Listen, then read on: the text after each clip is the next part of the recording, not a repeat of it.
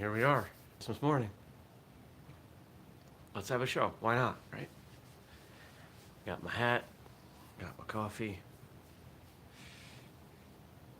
It's time. I've got some questions.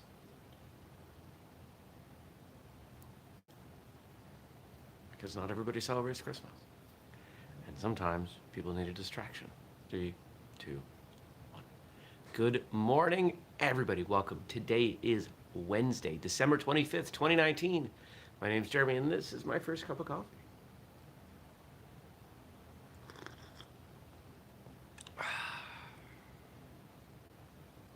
I'm not even sure why I have a Santa hat. I have no idea where it came from, but I've had it for years. So I wear it when it's appropriate. Like, I did a Christmas workout at the gym yesterday, so I wore it then. So why not wear it here? There are 2 people watching. Man, people are awake. Good morning, Daniel.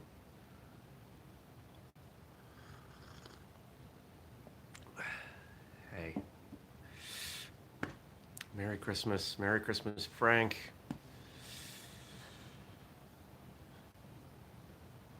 Oh, that's right. You're one of those people from across the pond. Midday over there. Yeah. Well,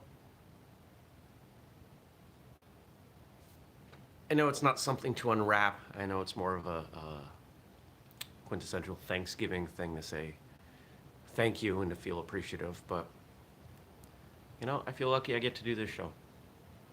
There are people who actually tune in and watch. There are people who find value in my time and my rambling, so that's pretty great. And that's not a thing that, you know, comes in a box, but I still think it's pretty cool, so thank you.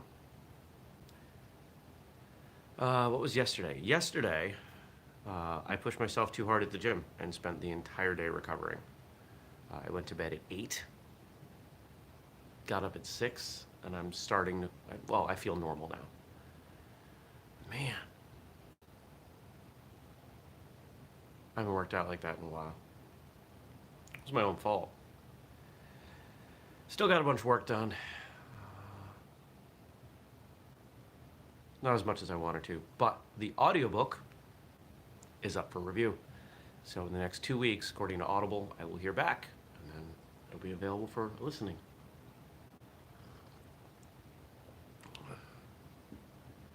The print version's doing well, Kindle version's doing okay. People seem to prefer it as a paperback. I don't know why. I would have assumed more people would buy it electronically. I would be wrong. What else? What else is going on? I've got a big pile of stuff going over there, because I'm going for a hike today. That is my gift to myself. Taking most of the day off. I'm going to do a couple hours work, and then I'll get out in the woods. I'm looking forward to that. Daniel says, Kindle books are evil. Paper books are so much better. I've heard a lot of people say that, but I've also heard people say the opposite because of the amount of storage that you can,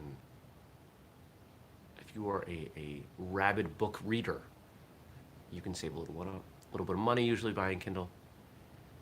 You could take your Kindle in the bath, just put it in a really heavy Ziploc bag. In fact, I am sure they make waterproof cases. So there.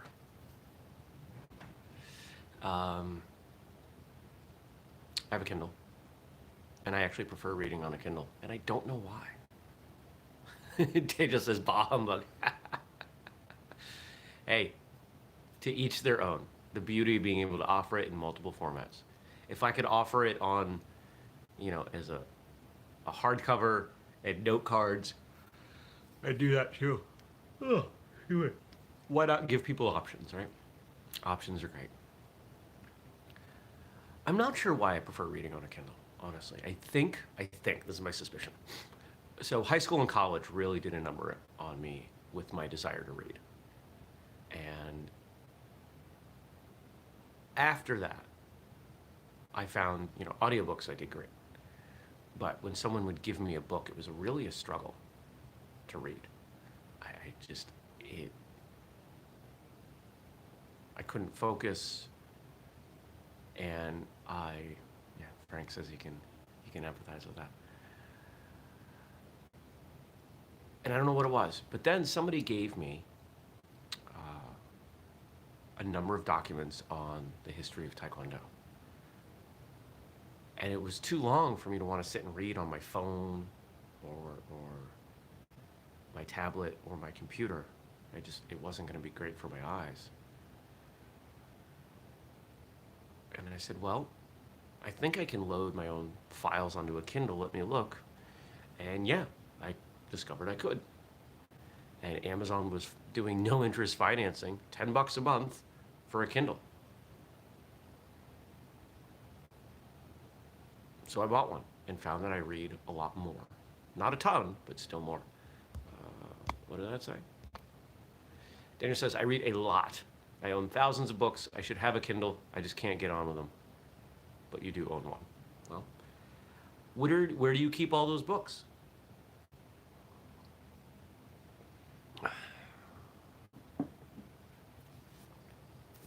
Thousands of books takes up a lot of space on bookshelves. Well, you must have a lot of bookshelves if you have thousands of books. I've scaled down my books. My book collection now comprises books, almost entirely books, either from my childhood that had some sentimental memory, or books from guests of Martial Arts Radio that said, I want to send you a book. And they signed a copy of their book and sent it to me, which is pretty cool. I've got one in there from Grandmaster Jun Rhee, before he passed away, of course, and a handful of others. So it's kind of nice.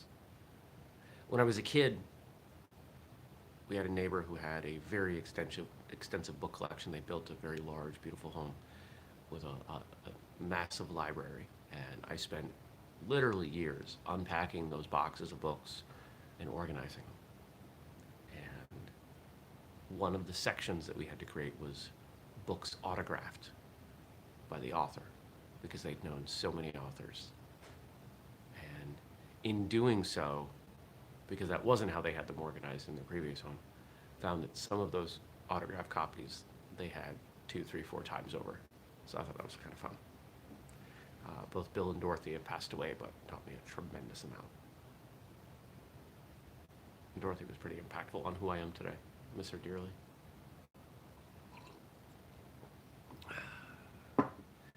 Yeah, so the plan today, get outside in the woods. It's going to be a nice day. I found a hike I've never done before. And just going to bring all my gear and see what happens. It's the beauty of being in the woods. And I love going on a hike I've never done. It's all about discovery. So I hope everyone's having a great day. Christmas can be a weird day for people. It can be a day that's all about obligation. It can be a day about love. It can be a day about giving. To some people, it's very disappointing or difficult.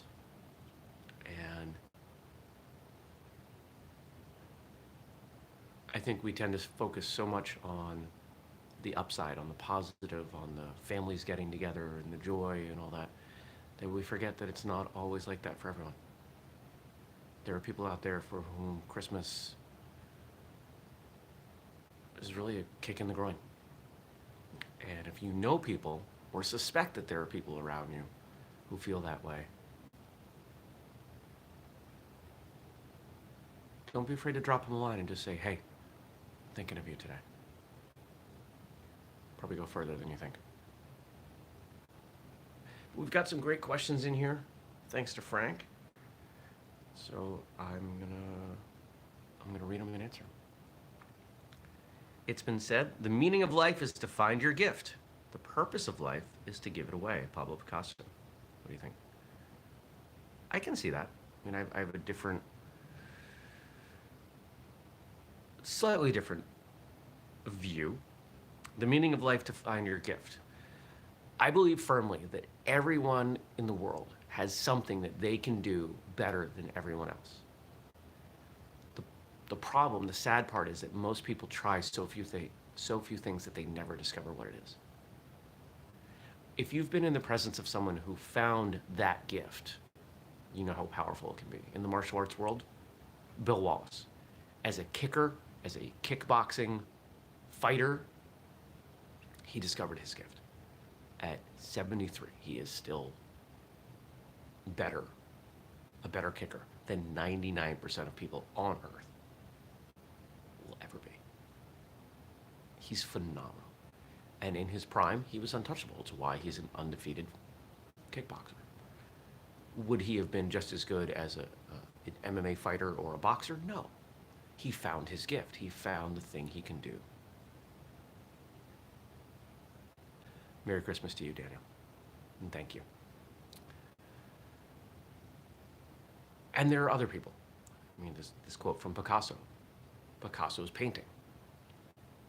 No one else was able to paint like him. He had a vision, he had a perspective on the world that was unique.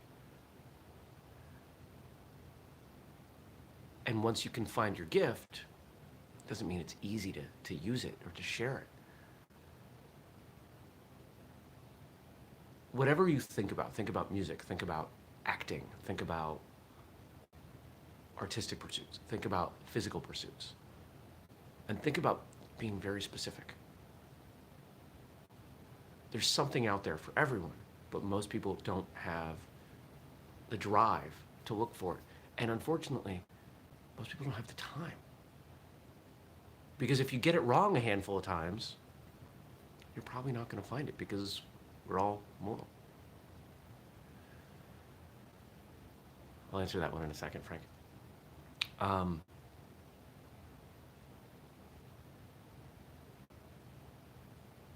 I may or may not have found that with whistlekick and with what I'm doing. I hope so. But it's only clear in hindsight. 5, 10, 50 years from now, we'll be able to look back at what whistlekick has done and know whether or not I found my gift.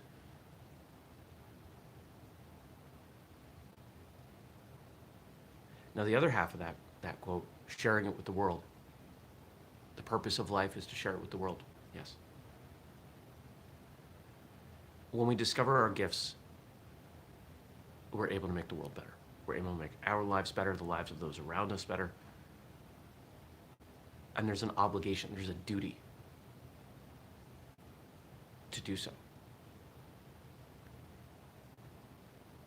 Of course, a lot of the logic that I use to arrive at that statement comes from spirituality and faith and an understanding of the world that everyone might not have. So I'm not going to get into that.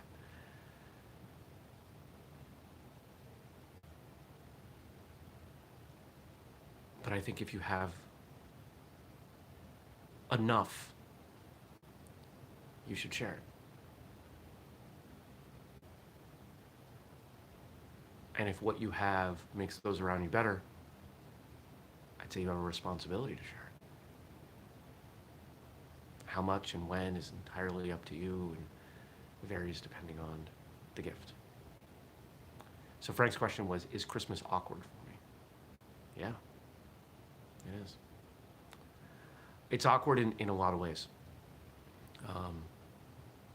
I'm not close with my biological family. I was raised and still identify as Jewish.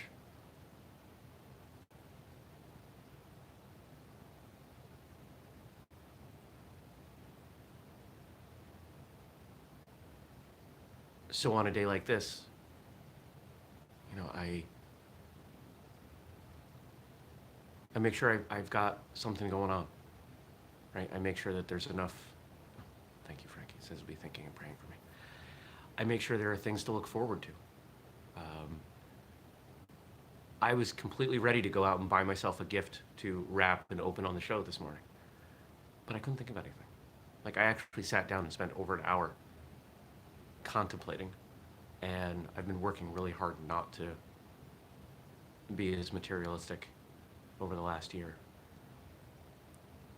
Longer than that. And I couldn't think of anything that I actually wanted.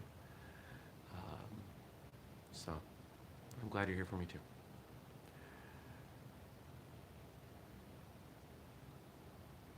So I didn't buy anything.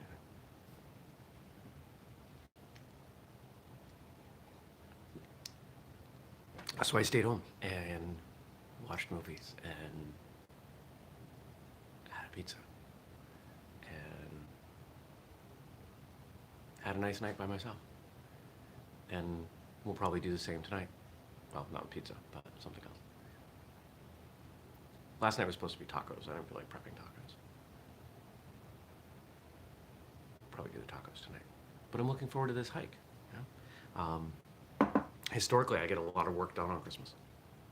But not today. I'll get a little bit of work done. Oh, the problem with these hats is they're really warm. Because it's all polyester and not exactly made for breathability. Is it all polyester? I don't know. It doesn't say. But it's really warm. Ugh, we're going to put that over here. So, next question. It has been said, those who are happiest are those who do the most for others. Booker T. Washington. What do you think? I think it can be true. I think there are people who doesn't quite work that way. It depends on what brings you joy. It depends on how you're built. And some people are built that way, some people are not. I love doing things for others. And I do a lot for a lot of other people. And I plan to continue to do so. And I don't just mean whistlekick. Because there's, as much as whistlekick is for other people and it's for the martial arts community, there's a selfish element too, right? Because I do enjoy it, and because it's all lumped under this heading of a business, and we sell things, and the plan is to grow this business, and hopefully I make a good living out of it. Not doing that yet, but I'm willing to invest the time. I've already invested a lot of time and money, so let's keep going, right?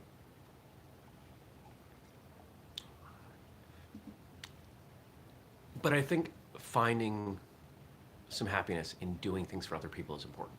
I think it's something that most healthy and well-adjusted people would agree, yes, some element of contributing to the benefit of the lives of others, whether that be through volunteering or charitable donations or something like that, that you really take stock of and look at and say, you know, yes, I've done this and it feels good, and I'm going to continue doing this.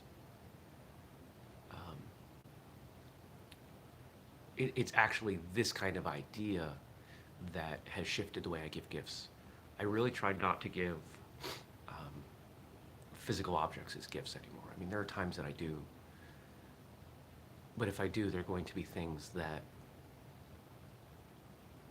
relate to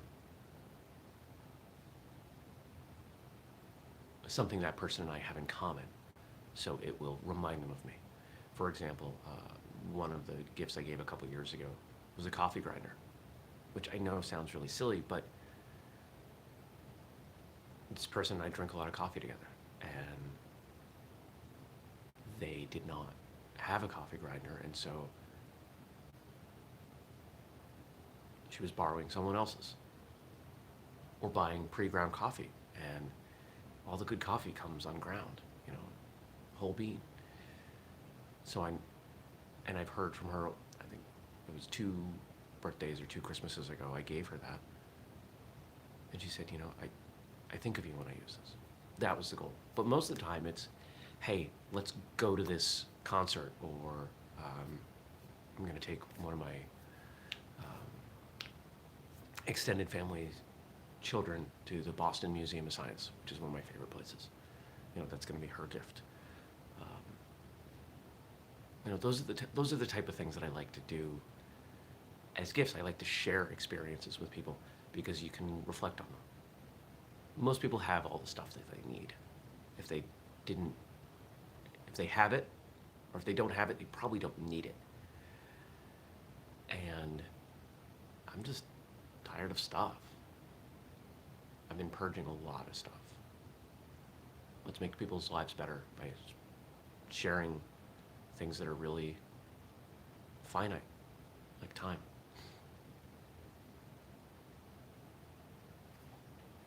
I feel like there's cat hair right here that I can't see.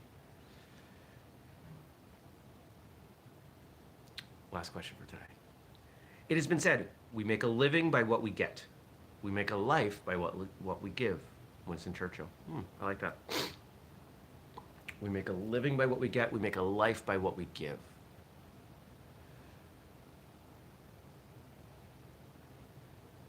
It can be very easy to fall into a routine. You work, you come home, you eat, you go to martial arts class, you go to the gym, you go for a walk, you watch some TV, you go to bed, get up, repeat. On the weekends, you get up, you clean, you go to the grocery store. And I'm sure that that life describes quite a few people. There have been times in my life where that has described me. Those times feel hollow.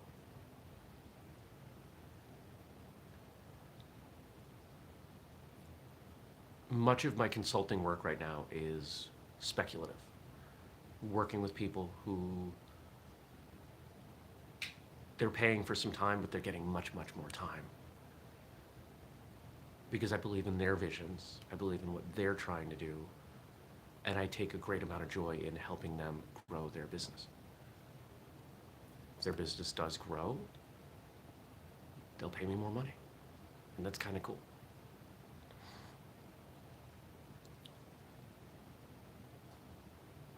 And the time that I'm giving them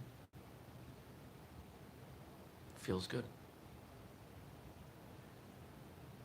And whether I'm giving my time to a client or when I travel around and I coach martial arts. You know, it's funny, I just used that word accidentally. I typically use the word coaching for CrossFit, but I think it kind of fits. Frank says, I make a life with the gift of words. Apparently I am somewhat good at it. Yes, you are. You are good at it, my friend. The show would be very different without you. Let's put it that way. And I don't think better. The job of a coach is to help people get better. Sometimes whether they realize it or not, or sometimes despite their own best efforts. But when I travel around and I'm working with other martial artists, you know, that's me giving. And I love it. I love working with people in that way. I love sharing the things I've learned, my experiences.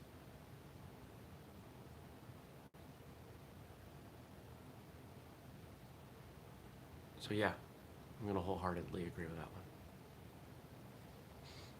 So today, this week, this coming year, the rest of your life, if you make a life by what you give, be really intentional with what you give. You're always giving. You're giving your words, you're giving your time, you're giving your emotions. Is what you're giving appropriate? Is what you're giving what you want it to be? Are you giving love and joy and respect, or are you giving anger, frustration, or cynicism?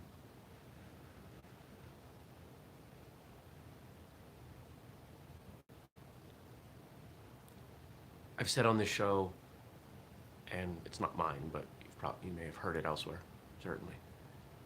We're the average of the 5 people we spend the most time with. So think about the people that you're spending a lot of time with. If you're giving the best of yourself to them, you're lifting them up. If you're not, you're pulling them down.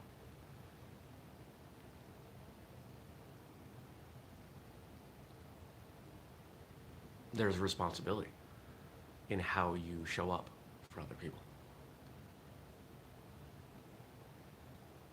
So just be aware of that. when you talk to people, when you teach a class, or when you take a class, or when you have an interaction with someone else. I do my best. I don't get it right every time, but I do my best that every single person I interact with, I bring them a little bit of joy. Usually try to make them laugh. Whether it's the clerk at the grocery store, or the people in my classes, or you. I mean, it's a morning show. It's not terribly funny. Probably could be, but I'm not really funny, especially this time of day. But I do try to be thoughtful, and I do try to be open, even vulnerable, honest with who I am. Because I hope that inspires you to do the same. Because you can't give your best when you're closed off. So let's make that your homework today. Good morning, Casper. Merry Christmas.